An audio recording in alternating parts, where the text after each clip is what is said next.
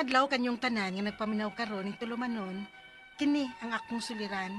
Ilabi na ninyo Dr. Rene Obra ug Attorney Elaine Bathan. Ingon man sa mga artista nga maghatag og kinabuhi ning akong suwat suliran. Itago lang ko ninyo sa pangan nga Jean, 40 anyos, single mom ug dunay duha ka anak. Gikan sa Davao Oriental. Punto legal kining akong suliran. Kabahin kini sa kabiring yuta sa akong mga apuhan. 20 hectares kini. Og dili man gustong hatagan sa akong iyaan ang among amahan. Aron yung sabtan, sugdon ko sa nasakit pa ang akong lolo. Ingon ini ang mga panghitabo.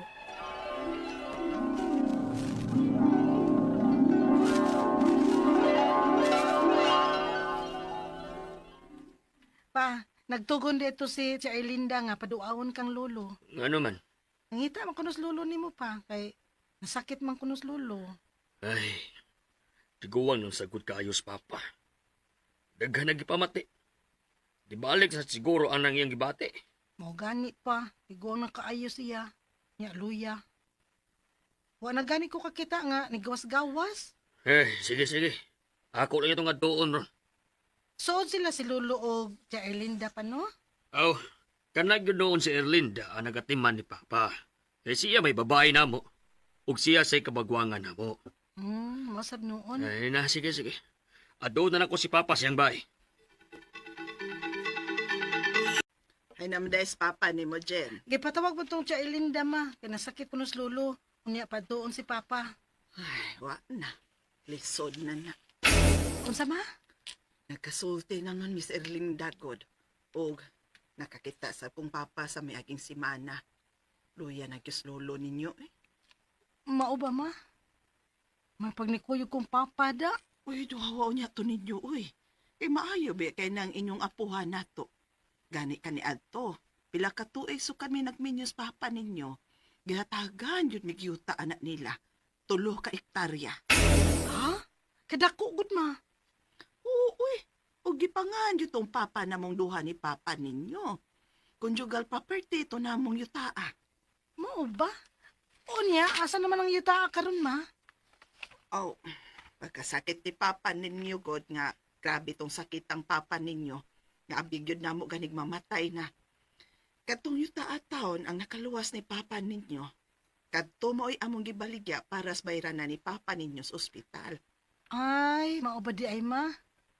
Sayang nga kung yuta Wala tayo yutaan ni di ay ma. Oh, basig maotong gipatawag sa papa ninyo. Kay na, pamangoy 20 ka ektaryang yutas lulo ninyo. Basin kung magbahin-bahin sila. Aw, maayo unta ma. Kinagplano na ba ya unta ming magbay si Miguel? Ngita man gani mig yuta ang among katukuran og bahay. Oh, paabot taon sa namitingan nilang papa ninyo dito sa ilang lulo ninyo. Ablay Ginit Perbe. Si Papa na maay. Oh, Igo namin nagkasulti kaniyot si Papa. Ug namatay na dayon siya. Hala, unsa? wa na des lulo. Kinukwento si papa. Daan pa yun ko. Alo, kaluoy ni lulo. Wapang gining among maguwang nga si Manang Erlinda, oy. Kay nga naman di ay pa. Nahiskutan man gud namo ang bahin sa yuta ni Papa.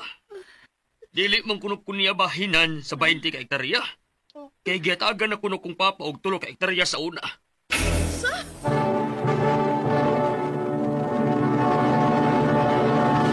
Recorded by X Thunder Gaming.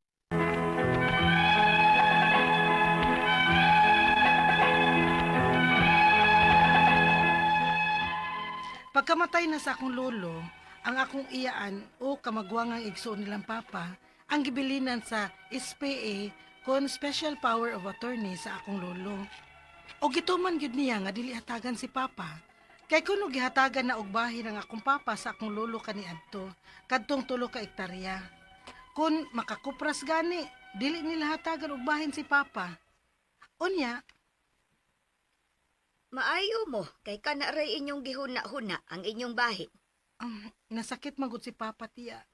Unya wa may laing kapaingnan. Mao na diha. Wa man ang pingi ang gihatag na yuta ni Papa ninyo. Tulo ka ektarya ba yaon ta to? Inyo mang gibaligya. Nabaligya man sad to pagkasakit ni Papa tiya. Ay, wa gyud ninyo ang pingi. Wa gyud gani mo magbilin og bisan inyong katukuran og bay. Wa nagi ko kay bawaan na tiya. Ang ako lang karon ba nga mangayo ko sa bahay ni Papa kay nangupras man mo. Bisan para lang unta sa iya mga tambal ba. Nagtuo di ay mong dako mig na sobra gikan sa among nakupras. Nakuwang pa man gani ibayad sa utang. Ha? Utang tiya? Wa mo kay bawaan ang utanga sa. Kay wa man mo'y pagkabana ni Papa sa buhi pa. Pues sultihan ti ka. Dako mi og nautang sa pagkasakit ni Papa. Ni lolo ninyo. Maong kuwang pa pangbayad sa utang ang halin sa kupras. Di man gani ko kakuha sa halin bisag para palit na kong tambal para sa akong high blood. Unya mangayo pagyud mo. Ayaw mo pabagas inyong naungoy. Kay human na mo nakapahimo sa 3 ka ektaryang yuta nga gihatag ni Papa sa inyong mga ginikanan. Tiya.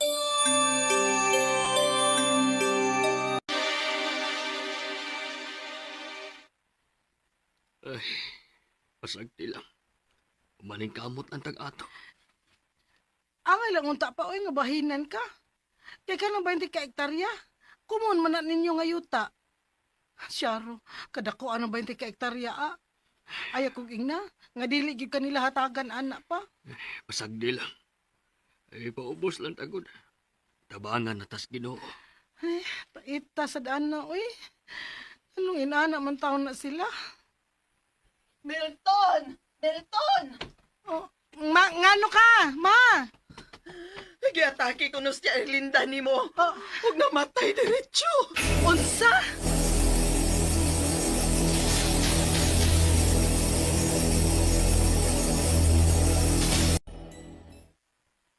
Pa, dito ko sa ilang lolo ba? Kay nakabalita man ko nga, nagbahinay sila dito sa yuta ni lolo. Apan sila rin nagbahin-bahin pa. Og dili kahatagan og turno sa pagkupra sa lubi. Tungod lagi ko nung ato nga doon na kay 3 ka ektarya na kuno. Maluoy ang Ginoo, Jen. Dili na mahimo pa, uy. Naglisod na ta sa imong tambal. Kinahanglan mangayo na ta og bahin nimo sa yuta ni aning lolo.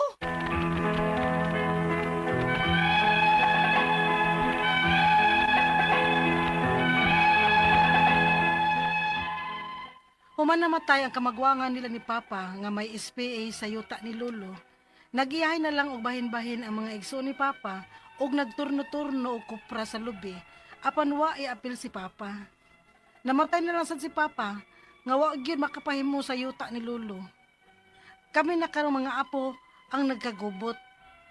Ang akong mga pangutana mo kining mosunod. Unang pangutana, ang akong papa natagaan og 3 ka ektarya nga yuta sa akong lolo.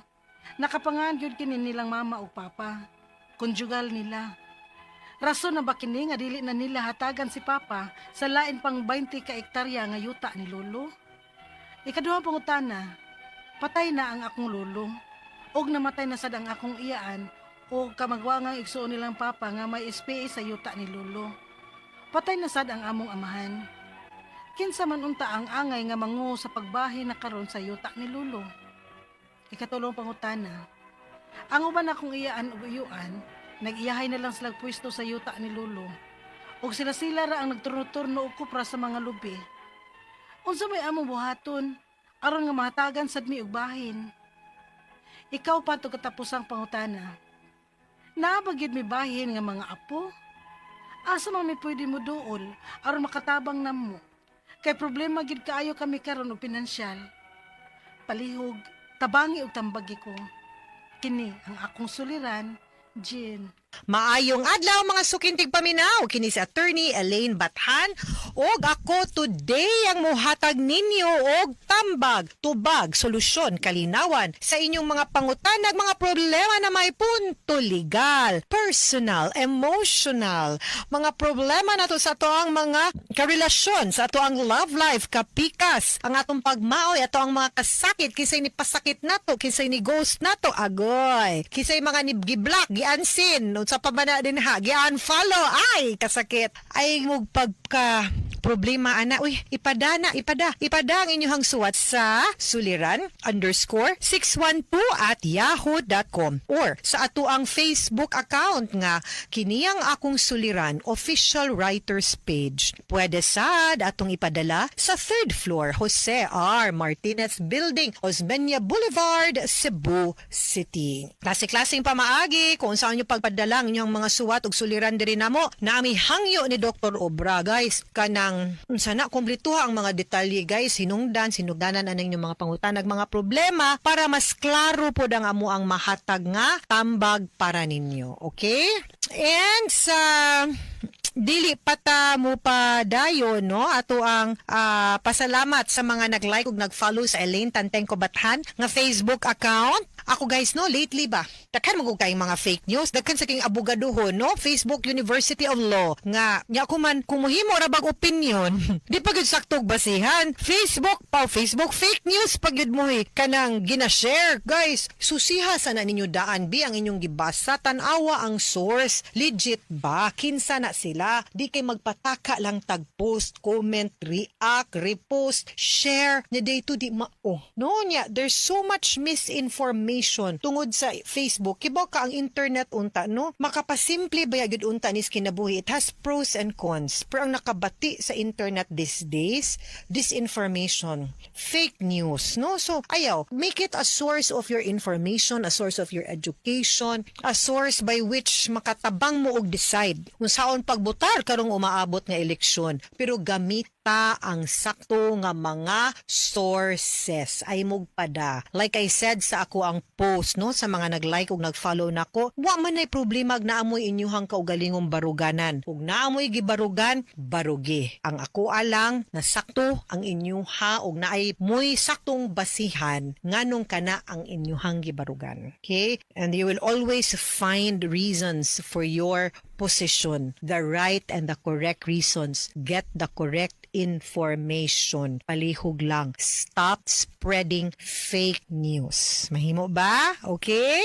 And nato ang letter sender karong adlaw kay si Jen. Si Jen gipadani niya ang suwat sa Kiniyang Akong Suliran official writers page. Ug si Jen is from Davao Oriental, 40 years old, single mom of 2 kids. Kabahin sa kabiling yuta sa iyahang lolo, agoy 20 hectares. Wow ha, kadako sa yuta niya. Dili man gustong hatagan sa iyang iyaan ang iya konong amahan. So mo ni ang nahitabo, no? Kay katuna sakit iyahang lolo,